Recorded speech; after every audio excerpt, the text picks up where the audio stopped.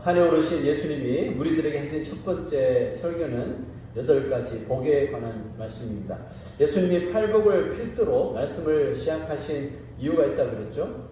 그것은 세상 사람들이 추구하고 얻기를 원하는 것이 복이었고, 그런데 가만히 보니까 세상 사람들이 예수님을 따른다고 하는 무리들조차도 이 행복의 개념을 잘못 알고 있는 것 같아요. 그래서 세상 사람들이 추구하는 행복이 옳지 못했기 때문에 복에 대한 말씀을 필두로 말씀을 시작하셨습니다.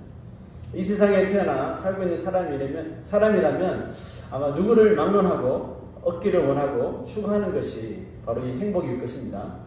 이 사람들은 행복을 얻기 원하는 마음을 그래서 얼마나 행복하길 원했으면 대중가요를 만들어서 노래를 만들어 부를 정도로 행복하길 원하죠. 이 노래 아시죠? 나는 행복합니다. 누가 부른 노래죠? 지금 목사님이 되신 윤한기 목사님 부른 노래죠. 나는 행복합니다. 나는 행복합니다. 정말 정말 행복합니다. 정말 행복한지 아닌지 모르지만 이 노래를 통해서라도 행복해지고 싶은 거예요. 우리 믿는 사람들도 행복을 추구합니다. 맞죠? 그래서 행복을 추구하는 데 있어서는 믿지 않는 사람들과 다를 바가 없습니다. 아마 더하면 더했지 못하지 않을 거예요. 그래서 신자들도 이 찬양을 행복이라는 찬양을 만들어서 부르죠. 그렇게 행복하기를 원합니다. 정말 그 찬양 가사처럼 행복하기를 원해요. 그렇죠? 하지만 행복하기를 원하는 노래 이 찬양의 가사에는 세상이 추구하는 행복과는 많이 차이가 있다는 것을 발견할 수가 있습니다. 나는 행복합니다. 그 대중가요의 노래 가사를 보면 사람들이 행복한 이유가 이거예요. 사람들이 인생의 시간 가기 전에 더 늦기 전에 즐기는 것이 행복이라고 표현합니다. 봄 되면 여름이 오기 전에 또 가을이 오기 전에 겨울이 오기 전에 계절을 만끽하며 행복을 얻자. 인생을 즐기는 것이 행복이라고 표현하는 반면에 가사를 제가 한번 읽어드릴까요? 움츠렸던 어깨 답답한 가슴을 활짝 펴봐요. 가벼운 차림 다정한 꽃들과 즐거운 마음으로 들과 산을 뛰며 노래를 불러요. 우리 모두 다 함께 나는 행복합니다. 이게 이제 세상 사람들이 추구하는 원하는 그런 행복입니다. 반면에 교인들이 부르는 이 행복이라는 찬양에는 행복을 이렇게 표현합니다. 비록 짧은 삶, 주 뜻대로 사는 것, 이것이 나의 삶의 행복이라고. 근데 이 세상은 이 행복을 알 수 없다고 말하죠. 왜? 하나님 선물이기 때문에. 하나님의 자녀로 살아가는 것, 이것이 행복이라고 표현합니다. 이 두 노래에서도 볼 수 있듯이 하나님이 믿는 자에게 주시는 행복은 절대로 세상에서 얻어질 수 없고 또 세상이 알 수도 없죠. 그러나 그 행복이 진정한 행복이며 영원한 행복임을 가르쳐 주시기 위해서 하나님께서 그 아들 독생자 예수 그리스도를 이 땅에 보내주신 겁니다. 그 예수님께서 지금 산에 오르셔서 세상의 행복을 추구하는 사람들에게 진정한 행복이 무엇인지 먼저 알려주고 계신 거죠. 예수님이 가르쳐 주시는 8가지 복, 우리가 너무 잘 들어서 알지만 우리 매주마다 하나하나 한번 살펴보면서 참된 행복의 비결을 올바로 우리가 다시 발견하여서 영원한 행복으로의 삶을 영위하시기를 주의 이름으로 소망합니다. 마태복음 5장은 지난 시간에 이어 오늘은 두 번째 복을 말하고 있는데 어떤 복이죠? 읽어봅시다. 시작. 애통하는 자는 복이 있나니 그들이 위로를 받을 것이며 Blessed are those who mourn for they will be comforted. 심령이 가난한 자가 복받는 자라는 쉽게 납득이 가지 않는 말씀에 이어 두 번째 복에 대한 말씀도 처음에 들으면 선뜻 이해가 되지 않는 것이 사실입니다. 누가복음 저자는 이 말씀을 좀 더 직선적으로 기록을 했는데요. 읽어봅시다. 시작. 우는 자는 복이 있나니 너희가 웃을 것이. 아주 간단하게 이야기했죠. 울어. 그럼 웃게 될 거야. 이런 면. 예수님은 우리의 행복이 기뻐하고 웃는 것이 아니라 우는 것, 즉 슬픔을 통해서 찾아온다는 역설적인 설교를 하셨어요. 예수님의 말씀을 듣고 있었던 무리들은 가난한 자는 복이 있다는 말씀이요 또다시 참 의아했을 거예요. 그들이 알고 있었던 행복의 기준은 뭡니까?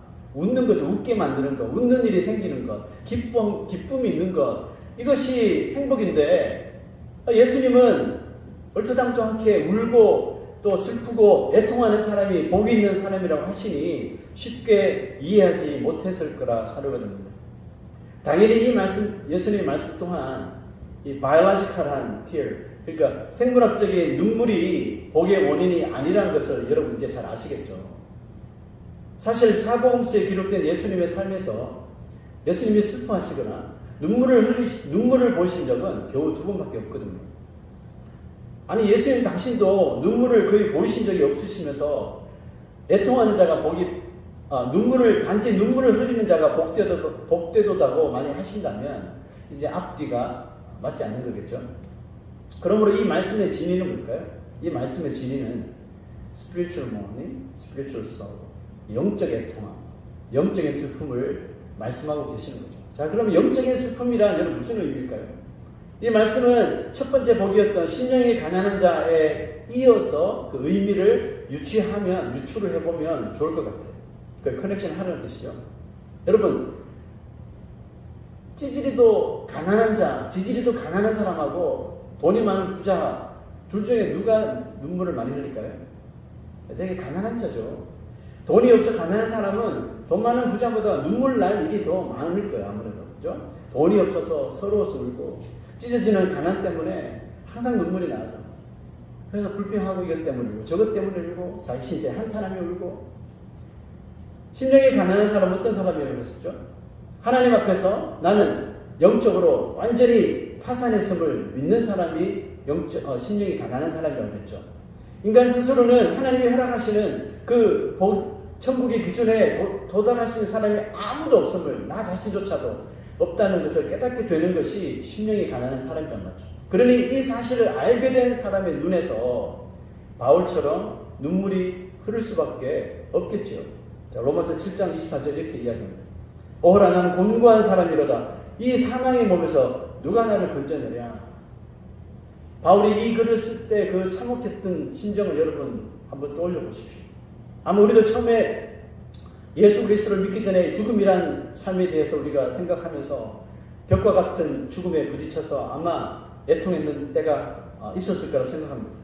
바울의 탄식에서 볼 수 있듯이 우리 인생은 스스로는 죽음이라는 이 무서운 벽 앞에서 정말 한번 발버둥 쳐보지만 아무것도 할 수 없는 정말 무능한 요점임을 우리가 깨달아야 하는 거죠. 바울은 자신의 힘으로는 이 묶여있는 사망의 밧줄을 풀 수 있는 능력이 전혀 없음을 알았으며 그 사망이 찾아온 원인 또한 깨닫게 되었는데요. 다음 구절 보시죠. 시작. 내 지체 속에서 한 다른 법이 내 마음의 법과 싸워 내 지체 속에 있는 죄의 법으로 나를 사로잡는 것을 보는도다. 바울은 자기의 능력으로는 죄의 힘을 이길 수 있는 힘이 전혀 없다는 것을 알게 되어서 탄식한 거예요. 내가 이런 존재구나. 다윗 또한 탄식하며 기록한 시편에 이런 표현을 했는데요. 시편 55편 2절 3절 보시죠. 시작. 내가 근심으로 편하지 못하여 탄식하오니 이는 원수의 소리와 악인의 압제 때문이라. 그들이 죄악을 내게 더하며 노하여 나를 핍박하나이다. 다윗의 탄식은 자신으로 하여금 죄를 짓도록 부추기고 또 만드는 이런 원수로 인함이었다고 말하죠. 다윗은 이 슬픔으로부터 벗어나기를 하나님께 기도하며 이렇게 고백합니다. 시작. 나는 말하기를 만일 내게 비둘기같이 날개가 있다면 날아가서 편히 쉬리로다. 여러분 지금 이 다윗의 이 시를 기록할 만큼 얼마나 지금 상태가 힘든지 아시겠죠? 이처럼 우리의 영혼은 이 세상에서 모든 압박과 고난을 받습니다. 원수 마귀가 다스리는 악한 사람과 악한 영들로 인하여 넘어지고 죄를 짓고 괴로워하며 사는 거죠. 그러나 다윗은 이 자신이 마주한 이 아픔과 슬픔이 끝이 아니고 이것을 통하여 오히려 자신의 영적인 삶에 변화가 일어나 전화 위복이 됨을 깨닫게 되면서 이렇게 표현합니다. 시작. 내가 나의 피난처로 속히 가서 폭풍과 광풍을 피하리라 하였도다. 다윗은 그 슬픔으로 인하여 이 세상에 대한 애착심을 끊어버린 거예요. 이 세상에서는 소망이 없네. 아무리 내가 발버둥 쳐도 이 세상에서는 나의 이 애통과 슬픔을 눌러줄 수 있는 능력이 없어. 이 세상에 대한 애착심을 끊어요. 그럼 어디로 가요? 하나님께로 갑니다. 하나님께로 급히 피하기를 갈구했던 거죠. 그리고 죄악 많은 이 세상보다 하나님 나라에 대한 소망으로 가득한 삶을 다윗이 더 추구하게 되더라는 것입니다. 여러분, 우리 신자들이 영적으로 애통해야 하는 그 첫 번째 대상이 뭘까요? 그것은 바로 애통함의 대상은 항상 죄입니다. 죄 때문에 우리는 애통해야 됩니다. 예수님께서 이 땅의 사역 가운데 2번 눈물을 보셨다고 했죠. 그 첫 번째가 언제입니까? 바로 사랑하는 나사로의 죽음 때문이었습니다. 예수님은 사랑하는 나사로가 육신의 죽음을 당한 것에 대하여 정말 슬퍼하셨지만, 또 사랑하는 마리아와 마르다의 눈물을 보며 슬퍼하셨지만, 나사로가 죽음을 당할 수밖에 없는 나약한 존재가 된 원인이 또한 죄에 있었음을 아시고 애통하셨어요. 그리고 그 사실을 깨닫지 못하고 그저 나사로의 육신의 죽음으로 슬퍼하는 그 친구들, 또 그 자매들, 유대인들을 보시고 눈물을 흘리셨다고 성경은 기록하고 있습니다. 우리가 죽음을 당하는 것에는 여러 가지 원인을 매길 수 있겠죠. 연로해서 죽는 경우도 있고, 질병 때문에 죽기도 하고, 또 예기치 않은 사고 때문에 죽기도 합니다. 그러나 인간이 죽음을 맞이하는 근본적인 원인에 대하여 성경은 뭐라고 이야기하죠? The wages of sin is, 죄의 삭은 사망이라고 하잖아요. 그렇습니다. 결국 인간은 죄의 문제를 해결하지 못해서 죽는 거거든요. 믿습니까?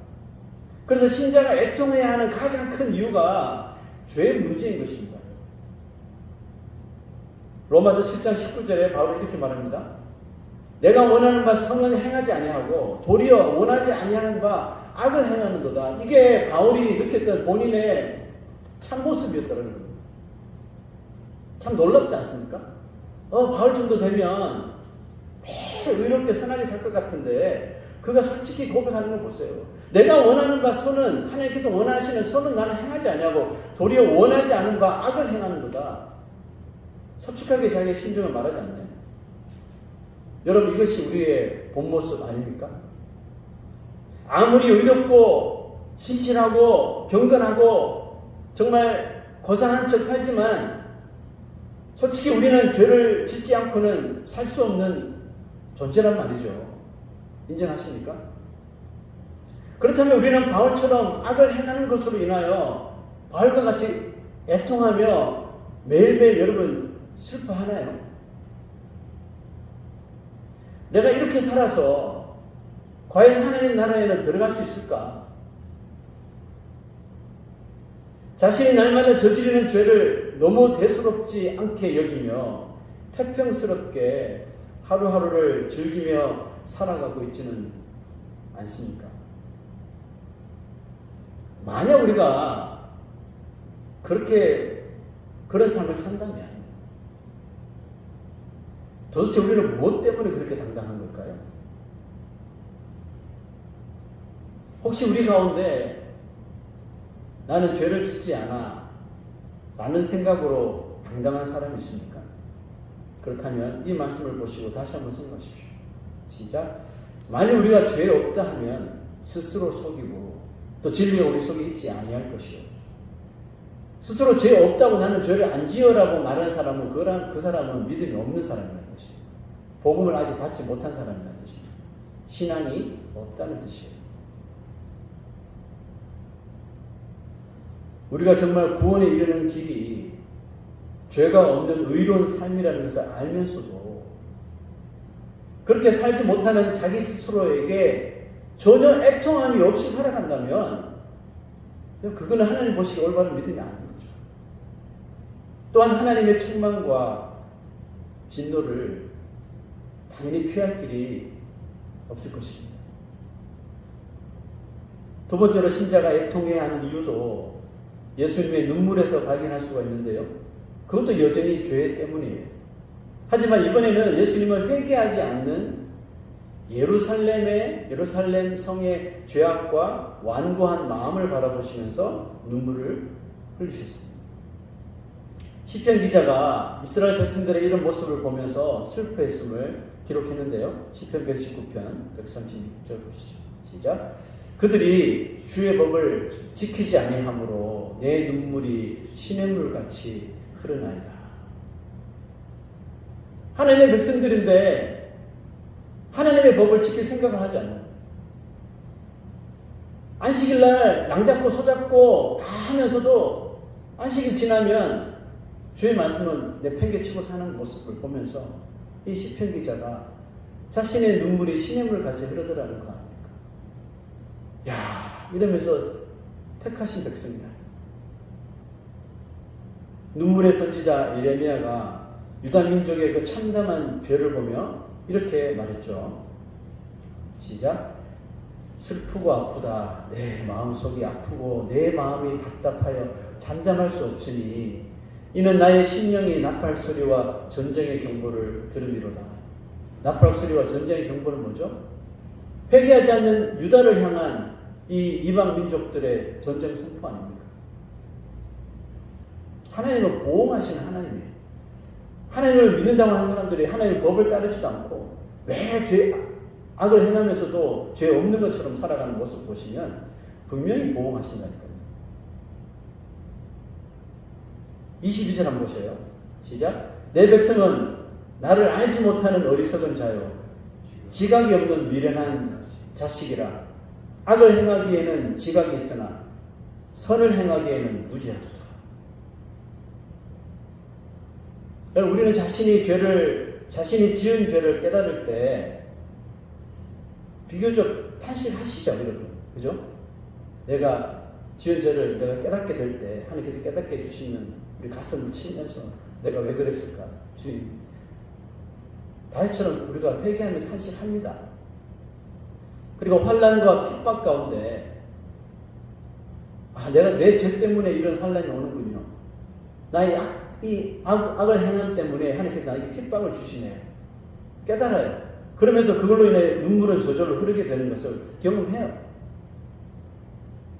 그렇지만 영적으로 메말라 죽어가는 나라, 백성, 영혼을 위해서는 우리가 솔직히 그 영혼이 나의 가족이 이런 일을 할지라도, 나의 자녀를 할지라도, 나의 부모를 할지라도 그렇게 애통하지 않습니다. 아마 관심을 가지는 것도 쉽지 않을 수도 있습니다. 하지만 한 영혼을 청아보다 귀하게 여기신 예수님이 가장 많이 눈물 흘리신 것이 죽어가는 영혼들을 위한 것임을 우리가 생각해야 돼요. 죄로 인해서 영적인 눈이 가려져서 의의 삶을 구별하지 못하는 예루살렘 성을 바라보면서 그래서 예수님은 하염없이 눈물을 흘리신 거거든요. 그리고 예수님의 고난당함을 걱정하며 자신을 위해 우는 여인들에게 뭐라고 이야기했습니까? 지금 너희들 나를 위해서 울 때가 아니야. 이 죄의 도시 예루살렘에서 자라나는 자신과 자신들의 자녀들을 위하여 울어야 한다고 말씀하신 거예요. 여러분, 그 뜻이 뭐예요? 여러분, 우리가 지금 애통하며 울어야 할 때가 하나님을 알지 못하고 하나님의 뜻을 분별하지 못하는 나의 가족이 있다면, 나의 친구가 있다면, 그런 이웃이 있다면 지금 그들을 위해서 울으라는 뜻 아닙니까? 사도 바울도 교회들에게 서신을 보내면서 정말 수없이 눈물을 흘렸다고 고백하고 있죠. 왜죠? 예수님의 몸된 교회가 정말 병들고 다툼이 생긴 소식을 듣고 바울이 눈물을 쏟으면서 하나님 앞에 애원하고 그 교회 성도들에게 탄식하며 정말 눈물 자국이 있는 서신을 보낸다네요. 그러시면 안 됩니다. 회개합시다. 주님의 몸된 교회가 병들어가고 있습니다. 회개합시다 하고 눈물 자국이 듬성듬성 있는 서신을 보낸 거 아니에요.